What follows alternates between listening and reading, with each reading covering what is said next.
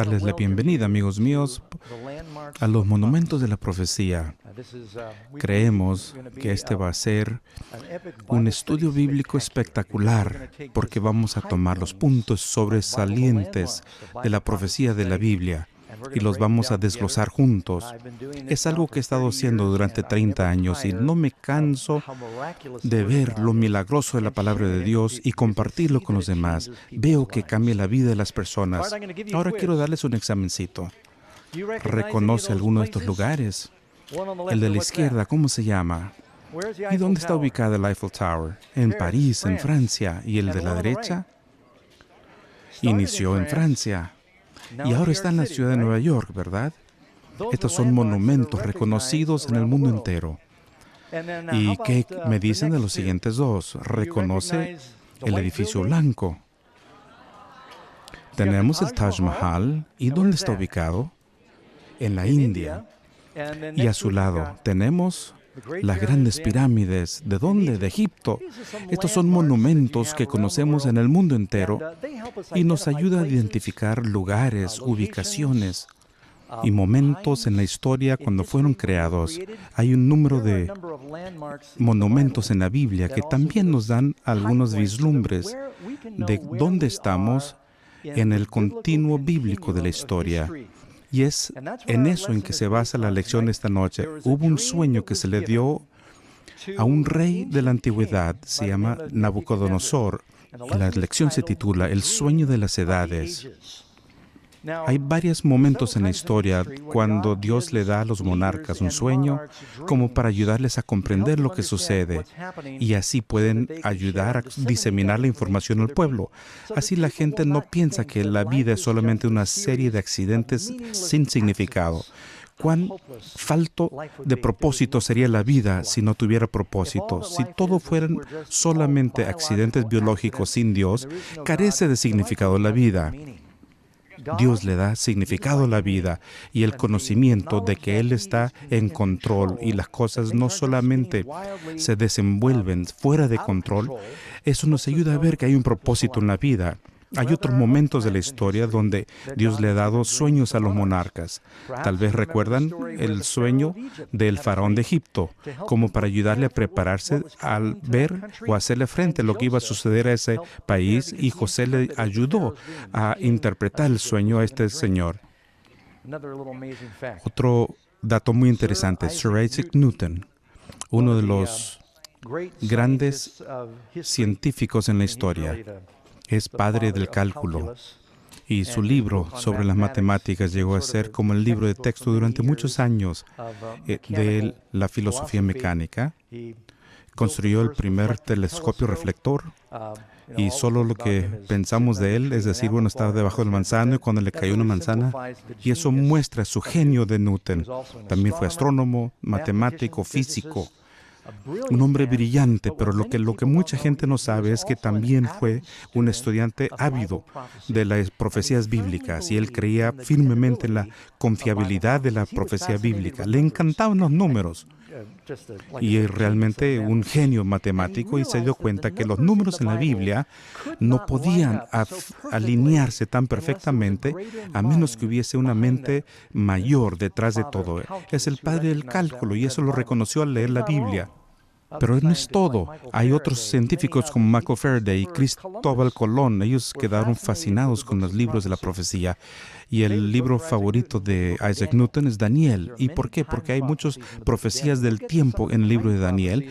Y en otra noche vamos a hablar de las profecías del tiempo. Pero ahora vamos a ver las que están en Daniel 2. Y la mayor parte de esta presentación tendrá que ver con este sueño de las edades que este antiguo rey tuvo.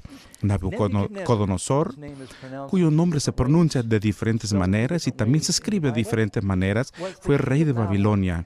Su imperio realmente estaba en la cúpula del poder en los tiempos antiguos y tenía un sentido de imperio muy amplio. Uno de los primeros reinos fue construido por Nimrod cuando dejó la Torre de Babel y fundó el reino de Babel. Y más adelante, aun cuando se destruyó esa torre, Nabucodonosor lo reconstruyó todo.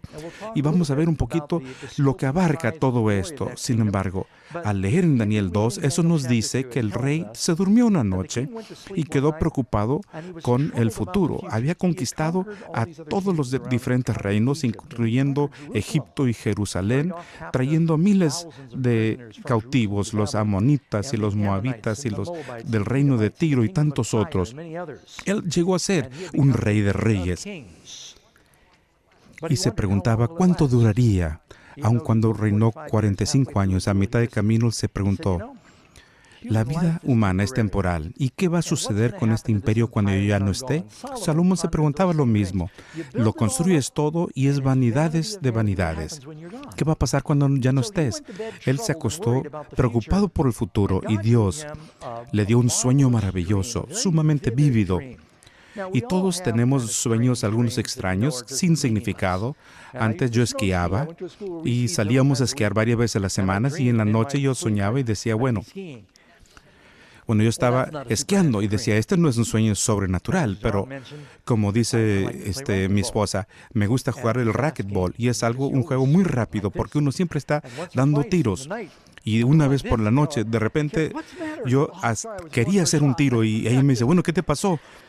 Aún Eclesiastés dice que el sueño viene por la multitud de negocios. No todos los sueños significan algo. Sin embargo, él tuvo un sueño que estaba absolutamente seguro, que era tridimensional, vívido y divino. Sabía que tenía significado, pero no lo conocía. Y uno lo puede leer. Y si vamos juntos en la Biblia, vamos a entrar al versículo 31. Y es lo que soñó, y esto es Daniel que le hace el relato del sueño. Tú, oh rey, veías. Y aquí una gran imagen.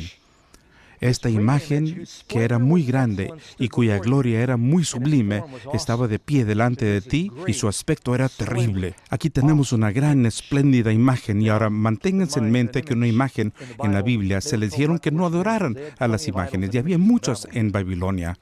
Así que en la mente judía el reconocer la idolatría era prohibido. La imagen tenía una cabeza de oro puro y su pecho y brazos de plata, su vientre y muslos de bronce, sus piernas de hierro y sus pies en parte de hierro y parte de barro cocido. Estabas mirando hasta que una piedra fue cortada no con mano e hirió la imagen en sus pies de hierro y de barro cocido y los desmenuzó. Entonces fueron desmenuzados también el hierro y el barro cocido y el bronce, la plata y el oro y fueron como tamo de las arenas del verano. Estos metales pesados de repente se hicieron como el tamo y se los llevó el aire. Y se los llevó el viento sin que de ellos quedara rastro alguno. No se encontró, mas la piedra que hirió la imagen fue hecha un gran monte y llenó toda la tierra. ¿Qué significa este sueño? Este es un resumen del sueño y ahora vamos a meternos a la lección y vamos a ver el inicio del capítulo 2 y punto por punto lo vamos a repasar viendo juntos este capítulo, porque este sueño de las edades nos da un panorama de la historia desde el momento que Nabucodonosor tuvo el sueño hasta el final de este mundo. Y trata de ver dónde nos ubicamos en el esquema del tiempo al estudiarlo. Y con esto en mente, como introducción, vamos a adentrarnos a la lección. Y dicho sea de paso, aquí está. Este es un amigo mío que tuvo una organización evangelística y me dio esta imagen y posiblemente hago referencia a Melvin aquí. Le voy a dar un nombre. Espero que nadie se llame Melvin aquí. Vamos a adentrarnos al estudio, iniciando con la pregunta número 1. Y yo veo que una de las mejores formas de enseñar es el formato de preguntas y respuestas. ¿Por qué Dios le dio este sueño al rey de Babilonia? Y ahí lo vemos en la Biblia. Todas las referencias las vamos a encontrar en Daniel 2, 28. Hay un Dios en los cielos que revela ¿qué? Los misterios, y le ha hecho saber al rey Nabucodonosor lo que acontecerá en los postreros días. Los secretos del futuro se revelan en este sueño, dice el profeta Daniel. Bueno, cuando el rey tuvo este sueño por primera vez, no sabía su significado e instintivamente llamó a todos los sabios y consejeros. Llegaron ellos y les dijo, tuve un sueño, no sé lo que signifique. Y ellos estaban recibiendo sueldo, tiempo completo, y eran los astrólogos y los magos y las personas que leían los naipes. Y bueno, ¿qué significa esto? Y bueno, dinos el sueño y te vamos a dar su significado. Y sabes, ¿alguna vez has tenido un sueño y cuando te levantas estás vívido y a los 20 minutos se te hace difícil entender o recordar? Porque el cerebro sucede en diferentes partes del cerebro. Bueno, ya se me está olvidando los detalles. Ustedes deben ser magos. ¿Cómo sé yo que no están manufacturando, que se están inventando una interpretación? Demuéstrame que tengan habilidades sobrenaturales para interpretar el sueño. Dime lo que es el sueño y entonces sabré que me podrán dar la interpretación. Mira nomás, ¿y ahora qué vamos a hacer? Dicen ellos. No, así no funciona. Tú danos el sueño y nosotros vamos a inventar, no, te vamos a dar una interpretación. Y él dijo, no, y se empezó a enojar porque ellos estaban haciendo excusas y él quería tener la respuesta del significado de este sueño. Y por eso se irritó. Y la pregunta número 2, cuando los consejeros del rey no pudieron revelarle e interpretar el sueño, ¿cuál fue la orden de Nabucodonosor? Y el rey dijo, y aquí lo podemos ver, la respuesta en 2:12, el rey mandó que matasen a todos los sabios de Babilonia. Y en este punto tengo que darles un trasfondo. Les dije que Nabucodonosor había conquistado Jerusalén hace unos años antes. Y entre a las personas que habían traído al reino con tantos otros millares de judíos, trajo a algunos de los príncipes de la línea real, les entrenó en el lenguaje de los babilónicos como para que ellos puedan estar entre los consejeros y también podrán representar a los millares de judíos en el reino. Sabía que los judíos eran personas muy sabias, conocía el templo de Salomón y más lo había destruido, eran sofisticados y los voy a entrenar, dice, en nuestro idioma. Y eran parte de los sabios, pero no los habían invitado aquí cuando él quiso la interpretación del sueño. Y al hacer el decreto de matar a todos los sabios, finalmente Daniel y sus 3 amigos, y tal vez ya saben sus nombres, Sadrach, Misach y Abednego, escuchan del asunto y se preocuparon. ¿Pero por qué pasa esto? Número 3. Cuando Daniel supo del decreto de muerte, ¿qué le pidió al rey? ¿Y qué le dijo a sus amigos? Y aquí tenemos la respuesta. Daniel entró y le pidió al rey que le diese tiempo y que él mostraría la interpretación al rey. Y luego sigue diciendo, Daniel fue a su casa porque el rey le dio tiempo. Él quería saber lo que era el sueño. Y él dice, bueno, si los mato todos, no voy a saber lo que era el sueño. Y aquí habían jóvenes que él había probado y que eran muy brillantes, con integridad, eran fieles a su religión, cuando otros habían claudicado. Y dijeron, dame un tiempo y le vamos a dar al rey. Y bueno, pues no quiero perder esta oportunidad. Así que dijo, bueno, voy a ver lo que saben ellos. Así que entonces él fue a su hogar y él se lo hizo saber a Ananías, Misael y Azarías, sus compañeros, para que pidiesen misericordia del Dios del cielo sobre este misterio. Así que llegaron a la casa y tuvieron una reunión de oración. Y bueno, tú sabían que tendrías que soñar algo que yo había soñado y me lo dices o te mueres.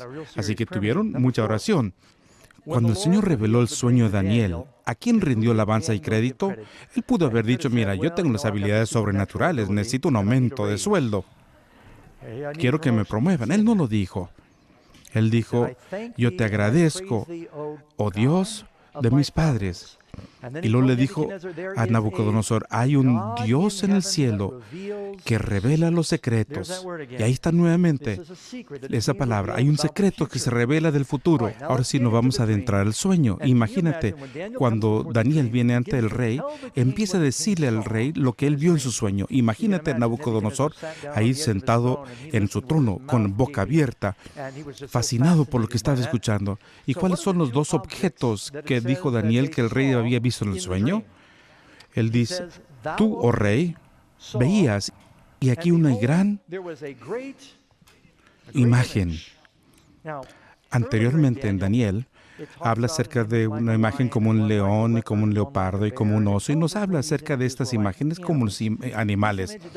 Esta imagen no se conecta con un animal y la mayor parte de los eruditos están de acuerdo que es como un hombre, porque habla acerca de los dedos de los pies y los brazos y las piernas, y las imágenes de los artistas hacen una representación más o menos como lo que tienen en las imágenes de los tallados de los babilónicos. Así que aquí hay cierta precisión con este cuadro que vemos en este momento.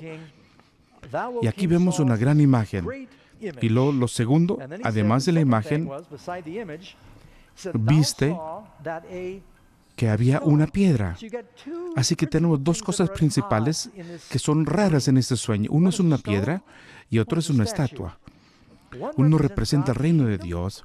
El ídolo representa los reinos del hombre. Y ahora, cuando los judíos hicieron su altar, Dios les dijo, ni siquiera lo toquéis con un cincel, porque lo has contaminado.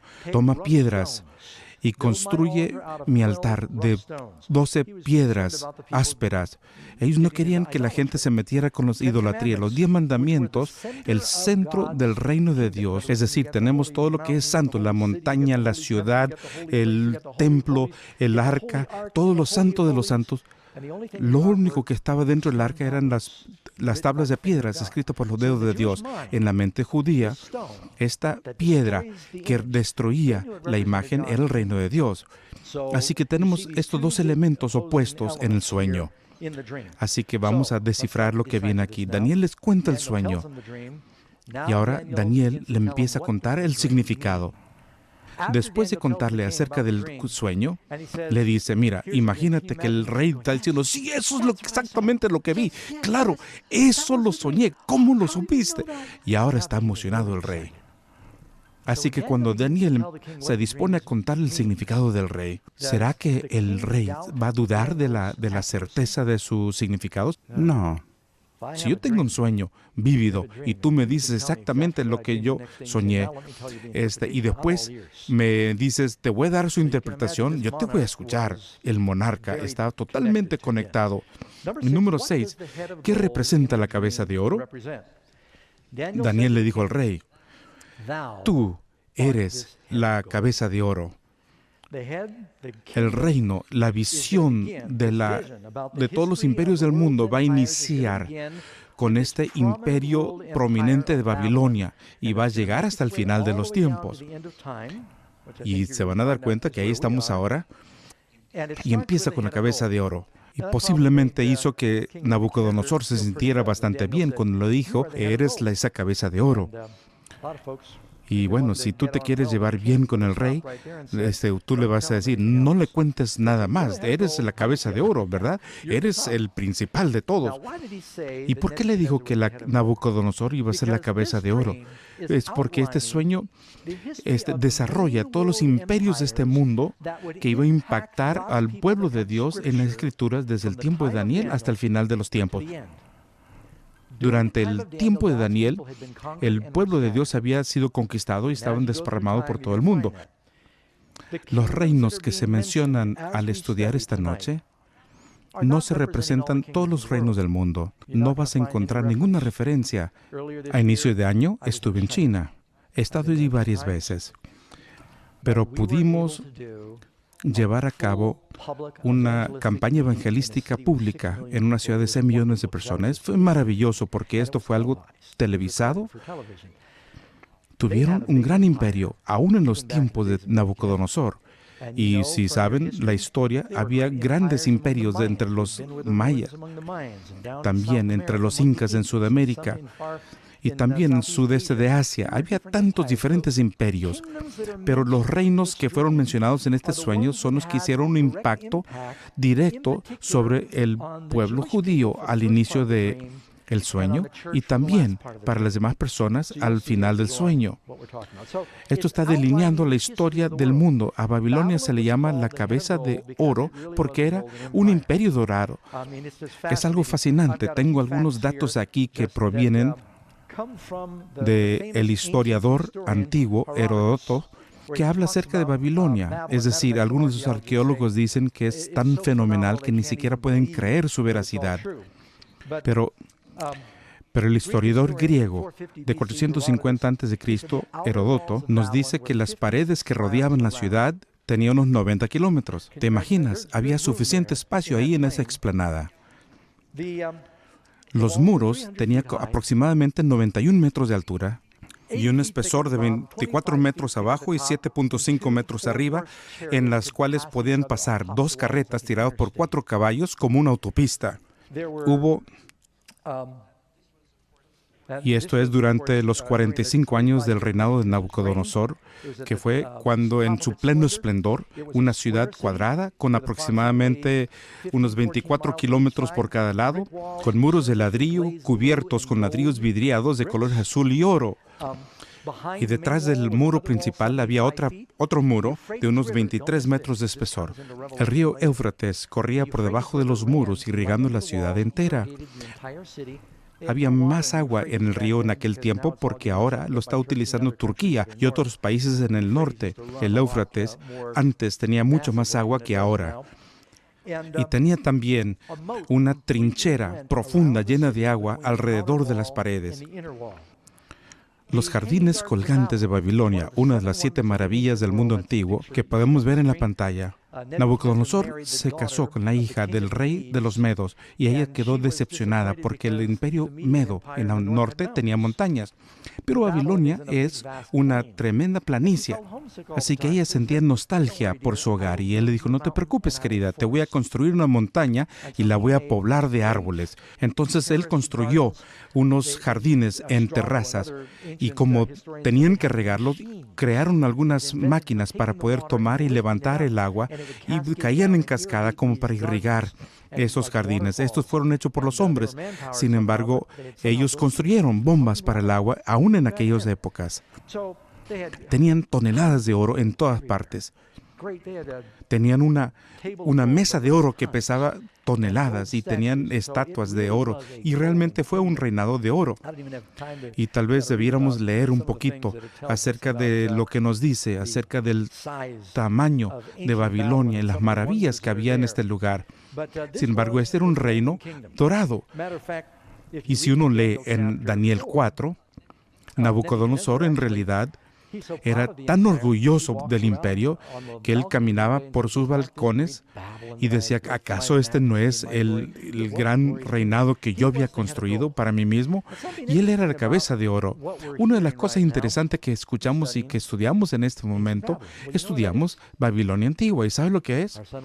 Nuestro hijo estaba en la Marina hace unos años y él estaba en Irak. Y ahora Irak está en las noticias con ISIS.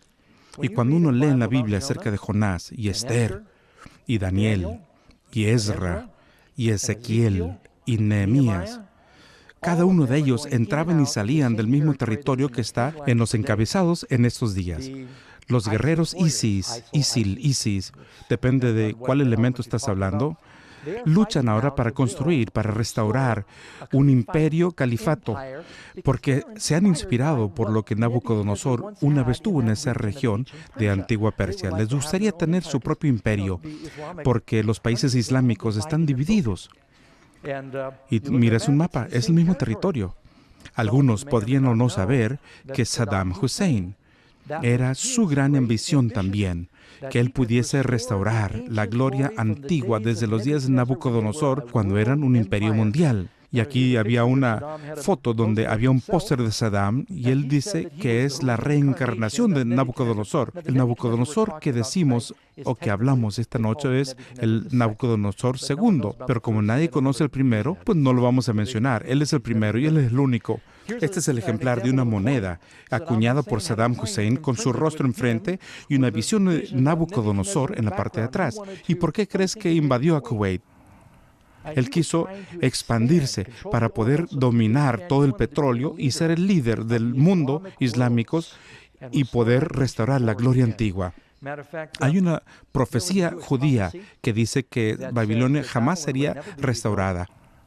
Y Nabucodonosor quiso evitar esa profecía y él dedicó no Nabucodonosor, Saddam Hussein. Él dedicó $500 millones tratando de restaurar la antigua Babilonia de acuerdo a como decía la profecía judía que no podría ser.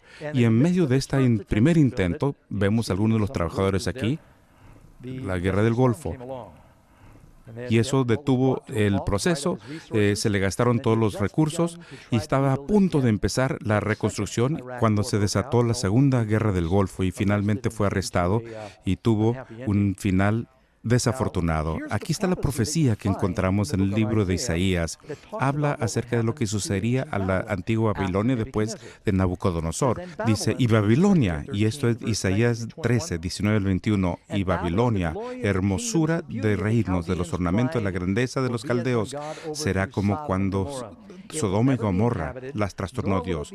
Nunca más será habitada, ni se morará en ella generación en generación, ni llevará allí la tienda el árabe, ni los pastores tendrán allí majada, sino que dormirán allí las fieras del desierto, y sus casas serán llenas de hurones, y ahí habitarán avestruces y saltarán las cabras salvajes. Y uno va este día y no hay nada, nunca pudo reconstruir. Había algunos lugares turísticos y quería que fuera la capital, pero Dios lo detuvo. Regresamos a Daniel, que hablaba con Nabucodonosor. ¿Qué es lo que sucede después de esto en el sueño? Él se detuvo ahí en la cabeza de oro. Y número 7, ¿será que duraría para siempre el reino babilónico? Él dice, después de esto, este es el resto del sueño. Después de ti, ¿qué vendrá? Otro reino. Eso lo pueden escribir. Es inferior a ti. Si yo no puedo tener oro, me contento con el plata. Sin embargo, la onza de plata no es lo mismo que una onza de oro. Los minerales disminuyen en valor en la medida que van bajando, sin embargo, aumentan en su dureza. Todo a través de la imagen. Y lo acabo de notar, y después hablaremos más de esto. Otra profecía de lo que hablamos es qué va a pasar en Babilonia, y eso sucede en Jeremías. En Jeremías 25:12 dice, voy a castigar al rey de Babilonia, y no fue al rey Nabucodonosor, bueno, también a él sí, pero fue a su nieto que fue castigado. Voy a castigar al rey de Babilonia y a esa nación por su iniquidad, y la tierra de los caldeos lo voy a convertir en desolación. Y eso es lo que encuentras en este momento en esta región. La Biblia nos dice también, al llegar al capítulo 5 de Daniel, y vamos a poder ver todo el libro de Daniel hoy, el capítulo 5 nos habla acerca de cómo sucede. Nabucodonosor, él tuvo un reinado de 45 años y finalmente se convierte, si lees el libro, al final, después de varios episodios, él, al final de su vida, alababa al Dios de los judíos, creía en él. Y tal vez lo podríamos ver en el cielo si llegamos ahí. Sin embargo, su nieto fue diferente. Su nombre fue Belsasar. El papá de Belsasar, Nabonido, estaba fuera del reino, tratando de defender al reino de todos los demás reinos que procuraban atacarlo. Se le había dejado a Belsasar en cargo y era el segundo del reino, y en ese momento le decían rey. Sin embargo, él tuvo una fiesta, y la razón de tenerla es porque todos estaban rodeando a los babilónicos, los medos y los persas, tratando de conquistar a la ciudad. Sus paredes eran tan masivas que el rey joven menospreció la amenaza. Ellos no pueden entrar. Así que tuvieron una gran fiesta. Dice, bueno, tenemos suficientes alimentos como para aguantar un sitio de unos 20 años. Saben que la guerra es muy caro para tener una guerra. Y cuando uno sitia una ciudad, mientras más pueden aguantar, si no puedes conquistar la capital, no puedes alimentar a tu ejército para siempre. Jerusalén fue sitiada durante 2 años con Nabucodonosor antes de caer. Masada, en Israel, fue sitiado por 3 años por los romanos y tuvieron alimentos suficientes como para aguantar el sitio. Y los judíos tiraban los alimentos por los muros para mostrarles que no tenían miedo. 3 años para construir una rampa para poder dominar. Muchos ejércitos han fallado porque no han podido aguantar el sitio por la economía. El rey dijo, bueno, se te van a acabar los recursos antes que nosotros. Tenemos suficiente agua que viene, tenemos alimentos y tenemos el tamaño de la ciudad. Por eso tuvieron una fiesta y el rey se dispuso a beber en la fiesta. Y luego, para mostrar que su rey era más poderoso que todos los demás, los ídolos que él adoraba, dice, ¿acaso no tenemos tantas vasijas hermosas de Jerusalén? Quiero beber de esas vasijas y quiero brindar a mi Dios utilizando las copas de Jehová. Estaba burlándose del Dios de la Biblia y por eso pidió a sus siervos que trajeran las vasijas del templo de Salomón y se dispuso a utilizarla para verter vino y beber y brindarle a su Dios, burlándose al Dios de los cielos. Y en medio de su fiesta, de repente, una mano sin sangre apareció. Una mano tremenda, grande, en una pared vacía, y se dispuso a escribir en unas letras que no se entendían, quemando las letras en las paredes. Y todo el mundo se congeló, se puso miedo. Tuvo tanto miedo, dice la Biblia, que le chocaban las rodillas. ¿Alguna vez has tenido tanto miedo como para que te choquen las rodillas? La primera vez que yo prediqué, así estaba, y me sudaban las manos, estaba aterrado. Y él nuevamente llamó a todos los sabios. Faraón también llamó a sus sabios, pero no parecían tan sabios, y sus sabios no sabían lo que significaba. Pero la reina, estos muchos años después de Nabucodonosor, sigue con vida. Daniel, aunque es anciano, ha estado en el reino durante casi 70 años. Tal vez tenga 90 años de edad, pero está fuerte y saludable. Y la reina dice, mira, allí hay un hombre que nunca hubo un misterio demasiado grande para él. Él lo llamaron a la fiesta, él no había ido a la fiesta, y el reino le dijo, mira, te voy a ser tercero en mi reino si me dices lo que dice este escrito. Mira, yo sé lo que dice, pero tú te puedes quedar con tus regalos. Y Daniel, un anciano, fue invitado. Entonces él dice, el escrito dice, mene, mene, teque, ufarsin. ¿Has escuchado esta expresión antes? Mene, contó Dios tu reino y le ha puesto fin. Tekel, pesado has sido en balanza, así se te está juzgando, y fuiste hallado falto. Quedas corto, vas a fallar en el juicio, es decir. Y Pérez, tu reino ha sido roto y dado a los medos y los persas, que están fuera de los muros. Y en ese momento que Daniel estuvo allí, Ciro, fuera del muro, había hecho algo brillante. Sin que lo supiera el rey de Babilonia, bastante arriba del río, había un fondo del lago seco, y cavaron una zanja desde el río Éufrates hasta el lago, y en el momento adecuado vertieron todo el agua del río Éufrates y empezó a llegar hasta este lago. El nivel del río, donde pasaba por debajo de los muros de Babilonia, bajó, y como era de noche, el ejército pasó por debajo de los muros, y los soldados que estaban adentro no estaban seguros de lo que había pasado. Y aquí es algo que dice un artista. Algunos de los soldados estaban bebiendo, o a través de alguna traición, que hicieron alguna conspiración, dejaron abiertos los muros del muro interior. Y como pasaron por debajo, entraron por los muros. Esa misma noche penetraron la ciudad y mataron a Belsasar. Él es el rey, y Belsasar era el nombre de babilónico de Daniel. Sin embargo, esta es la profecía. Escuchen bien. Voy a leerles una profecía que fue escrito por Isaías, el profeta, y sabemos por los rollos del Mar Muerto que Isaías lo escribió 150 años antes de que haya sucedido. Y veamos lo que dice Isaías 45. Así dice Jehová al ungido, a Ciro, y lo nombra 150 años antes de haber nacido. Al ungido, a Ciro, al cual tomé por la mano derecha para sujetar a naciones delante de él y desatar los lomos de reyes, para abrir delante de él las puertas, y las puertas no se cerrarán. Y cuando dice desatar los lomos de reyes, eso significa que los huesos se le mueven, por eso estaba temblando el rey. Y esto es exactamente lo que sucedió. Ciro, el general, entró, conquistaron el reino. Y podemos ir al Museo Británico y podemos ver el cilindro de Ciro. Y yo lo he logrado ver. Y adentro del cilindro, en cuneiforme, lo han traducido.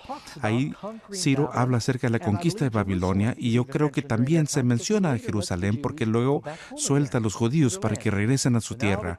Y ahora, la cabeza de oro pasa de Nabucodonosor a los reinos de Medo-Persa. Y esto sucede aproximadamente 539 a.C. Y el reino de los persas era muy poderoso y duró del 539 hasta el 331 a.C. Su capital fue Persépolis. y su moneda circulante fue la plata, algo tan apropiado que fueron representados por los brazos de plata, Babilonia, a los medo-persas, y tuvieron un reino vasto. Sin embargo, la plata no tiene tanto valor como el oro, duraron más tiempo, pero no tuvieron la misma gloria que tuvo Babilonia. Debemos seguir adelante, hay mucho que cubrir y espero que lean Daniel 2 al llegar a casa, que lo lean completamente. Número 8. ¿Qué metal puede representar el rey que siguió a los medo-persas? Y dice ahí en Daniel, un tercer reino de bronce. Aunque decimos bronce, tiene un poquito de estaño y es la palabra que se usaba antes como latón, pero al pulirlo se veía igual. Y dominará a toda la tierra. Y dice Daniel, esto va a tener un territorio más vasto que los persas. ¿Y cuál fue el que viene después de los persas? Fue el reino de Grecia. ¿Cuántos han oído hablar acerca de un gobernante macedonio que se llama Alejandro, conocido mejor como Alejandro el Magno? Él conquistó a los persas y en 331 y rápidamente en sus batallas con Daríos y luego en 11 años él pasó por todo el país y no solo tomó el territorio de Persia, sino también fue a los elementos de la India y por Afganistán. Y Alejandro era fenomenal. Y a los 21 años él ya había conquistado a Egipto y es fenomenal ver cómo había marchado con todos sus ejércitos. ¿Y de qué creen que fue hecho su armamento? Se le llamaban los soldados de bronce y tenían las espadas de bronce también. Y creo que tengo un cuadro de cómo son sus yelmos. Los yelmos de bronce. El reino de Alejandro duró un poquito más que los de los persas y cada uno de los reinados dura un poquito más, pero los metales no tienen el mismo valor. Estos fueron los soldados de bronce. Y hay una cita de un historiador, Arrian se llama, de la Biblioteca Histórica, libro 16, capítulo 12, y es lo que dice del reinado de Alejandro Grande. Estoy convencido de que no hubo nación o pueblo en aquel tiempo donde no llegara su nombre. Pareciera haber una mano divina que residiera tanto sobre su nacimiento y sus acciones. Pareciera que hubiese una mano divina que lo protegía donde iba. Y a pesar de que Alejandro Grande podría conquistar gran parte del mundo, no se conquistó a sí mismo y realmente murió en Babilonia, justo antes de los 33 años de edad. Es más, cuando estaba en su lecho de muerte y no saben si alguien lo había envenenado o si fue una fiebre. Otros dicen que pudo haber sido malaria o alguna otra enfermedad que haya tenido previo a la enfermedad. Pudo haber sido envenenamiento de alcohol y estaba a media conciencia y su esposa le hizo la pregunta. Su hijo era muy joven. ¿Quién va a reinar si tú mueres? Y él dijo, el más fuerte. Y es exactamente lo que sucedió. Su reinado fue dividido en 4 partes y sus generales pelearon unos con otros, pero el reinado de Grecia duró varios centenares de años y eso fue en el tiempo de 331 hasta el 168 a.C. ¿Y qué es lo que creen que sucedió el siguiente año? Si vemos la pregunta número 9, y creo que algunos podrían adivinar qué es lo que sucedió después. ¿Qué metal representa el cuarto reino? Mira, ni siquiera lo he puesto, pero ya lo saben.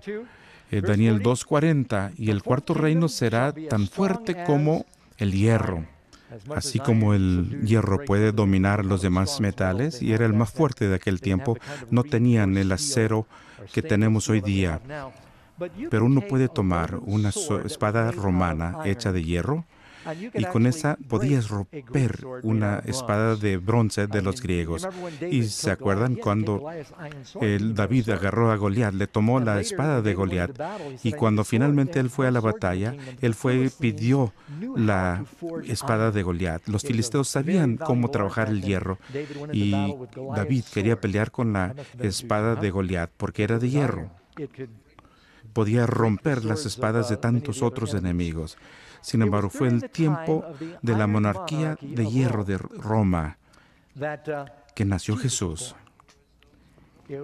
Fueron esos soldados romanos que fueron con sus espadas para matar a los bebés. Y fue una lanza de hierro la que clavó el lado de Jesús. Y tal vez los clavos también fueron de hierro. Y el Roma fue un imperio de hierro. Y así como los persas duraron un poco más que los babilonios y los griegos un poquito más que los persas, los romanos duraron un poco más que los griegos. Nos dice lo que sucedió a través de la historia. Muchos conocen la historia de los romanos. Número 10. ¿Qué sucedería después de la caída del Imperio Romano? Vemos en Daniel 2, 41 y 42. Nos dice, el reino será dividido. Así como los dedos de los pies, que eran parte de hierro y parte de barro, así también el reino será partemente fuerte y parte débil. Y así como se expandió Roma, quisieron abarcar un territorio tan grande que llegó la decadencia y se derrumbó el reino. Y todos hemos escuchado acerca de Nerón, que actuaba irresponsablemente cuando se quemaba el imperio. Escuchamos acerca de las orgías y los juegos en el Coliseo. Y en el tiempo de Augusto César estaban más ocupados con la moral y las familias. Y después de este tiempo hubo algunos césares militares, y después de ellos llegaron algunos gobernadores inmorales en Roma y proliferó la decadencia, y los demás imperios vieron la oportunidad. Del norte llegaron los bárbaros, y Aníbal llegó también del norte, pero Aníbal llegó antes. Y los romanos estaban bajo ataque continuo. Y finalmente se dividió el reino. Y de paso, quiero compartir algo con ustedes esta noche. Si leen en la historia de Edward Gibbons, la historia y decadencia de la caída del Imperio Romano, y al ver los 5 componentes que contribuyeron a la caída de Roma, vemos algunas de las cosas que suceden similares en el mundo occidental hoy. Hay 5 razones por la caída. Número 1, la socavación de la dignidad y la santidad del hogar. Número 2, el aumento de los impuestos y el gastar dinero público para circos y pan. Y número 3, él lo escribió hace mucho tiempo, una manía desmedida por el placer, donde los deportes se convertían cada vez más excitantes y brutales. Y número 4, el construir armamento, cuando el verdadero enemigo fue la decadencia de las personas. Y número 5, el decaimiento de la religión, donde la fe se desvanece y se convierte en una mera forma. Y Philip Myers, en su libro Surgimiento y Caída de Roma, en su libro dice, desde el principio, el teatro fue craso e inmoral. Fue una de las agencias principales para la socavación de la vida moral romana. Tan absortos estaban las personas en las representaciones indecentes en la plataforma que se olvidaron de la vida real. Es difícil imaginarse que los romanos habían estado tan absortos en sus medios en aquel tiempo. Todos estaban viviendo de semana en semana para ver lo que iba a ver en el teatro, y ni siquiera se preocupaba por las realidades de la vida. Y uno se pregunta, bueno, ¿qué está pasando ahora? Y no tenían 150 canales como tenemos hoy. Dijimos, wow. Muy bien, regresando al estudio. Todos sabemos que Roma empezó a desintegrarse gradualmente, y lo que una vez fue un imperio vasto y poderoso se desbarató en 10 reinos, y esos 10 reinos, algunos de los nombres antiguos, y voy a darles el equivalente moderno, los Alemanni, que fueron los alemanes, y sé que los hispanos lo pueden entender. Los alemanes son alemanes. Y luego tenemos a los francos, que son los franceses, los borgoñón, que son los que viven en Suiza, los suebios, que son de Portugal, los lombardos, que vienen de Italia, visigodos, que es España, anglosajones de Inglaterra, y luego cuando se dividieron por primera vez eran los vándalos, que eran los vándalos, que ellos destruían muchas de las estatuas de Roma, los vándalos, érulos y los trogodos, y el imperio romano se dividió en 10 partes.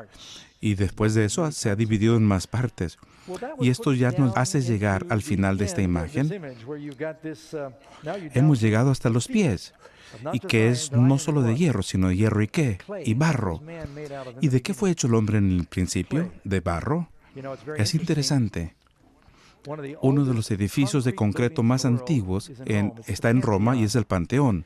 ¿Y no sabes de qué está hecho el concreto moderno? Es barro y varillas de hierro.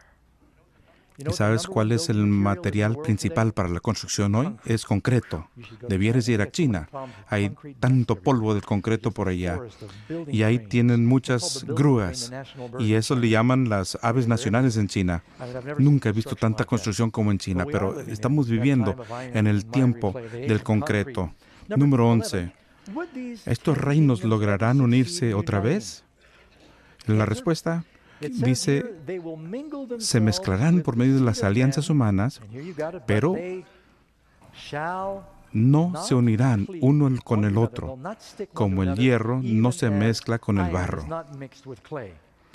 No podrían unirse aunque lo intentaran. Es más, en un momento estaban tan desesperados que la reina Victoria tuvo uno de los reinados más largos y prósperos. Tuvo 40 hijos y nietos.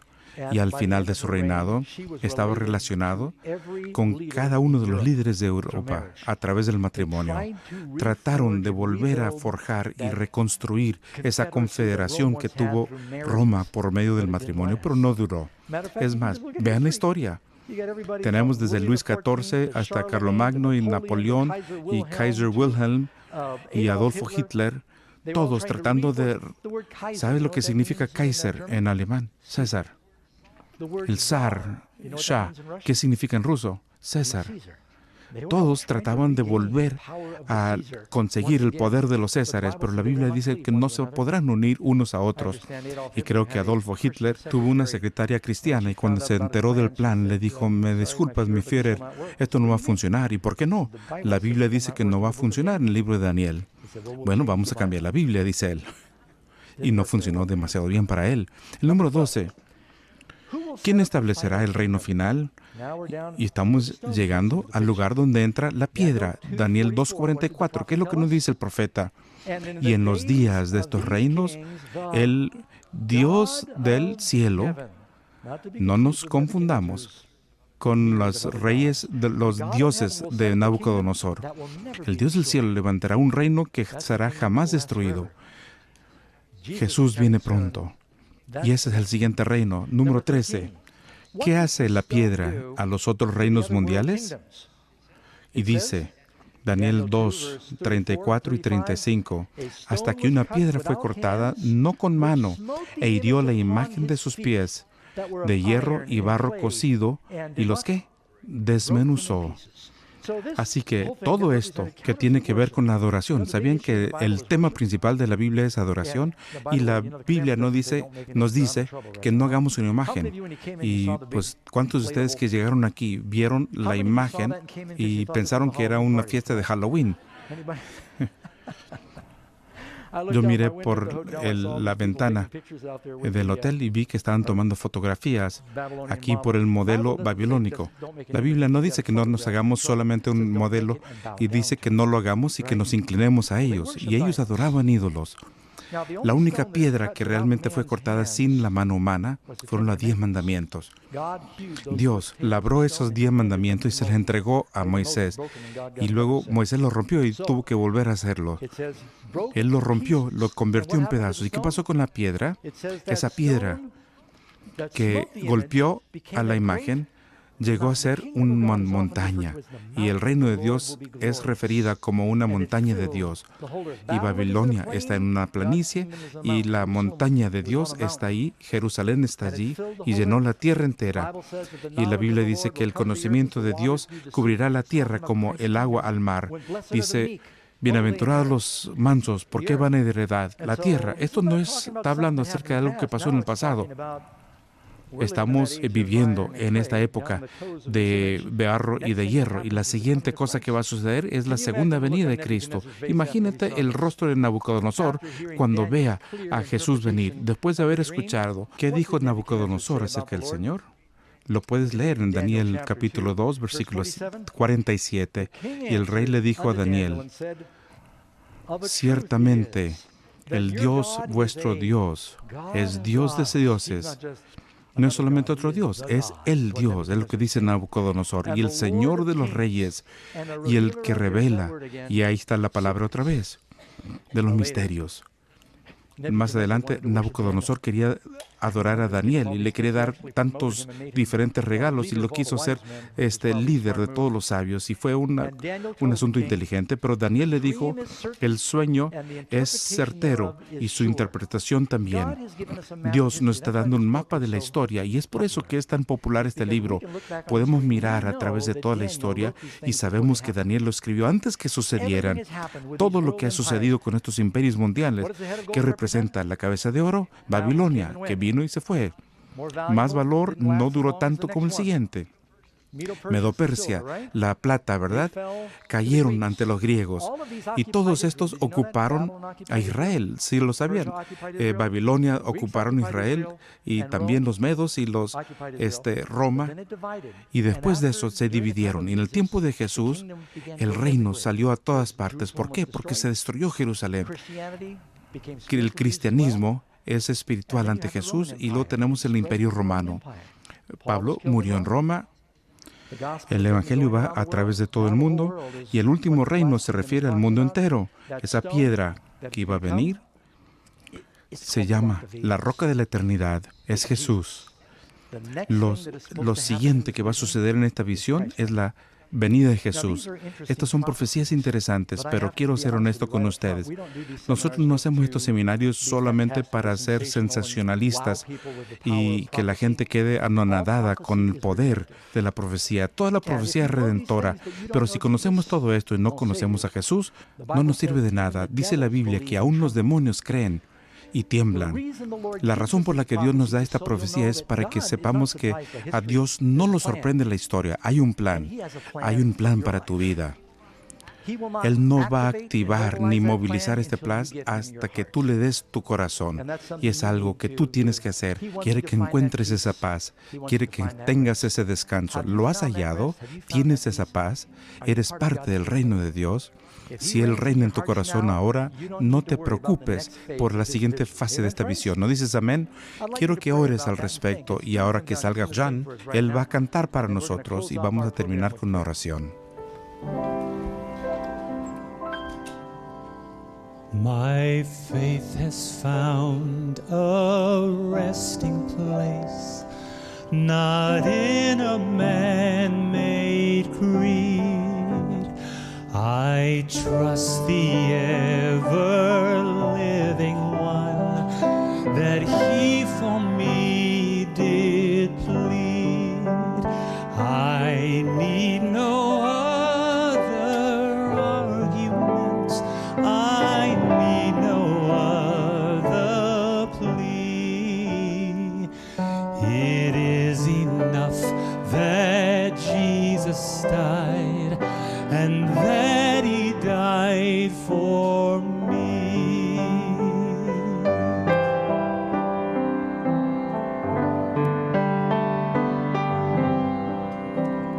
My faith is resting on the Word, the precious Word of God. Salvation in my Savior's name, salvation through His blood. I need no other argument, I need no other plea. It is enough that Jesus died,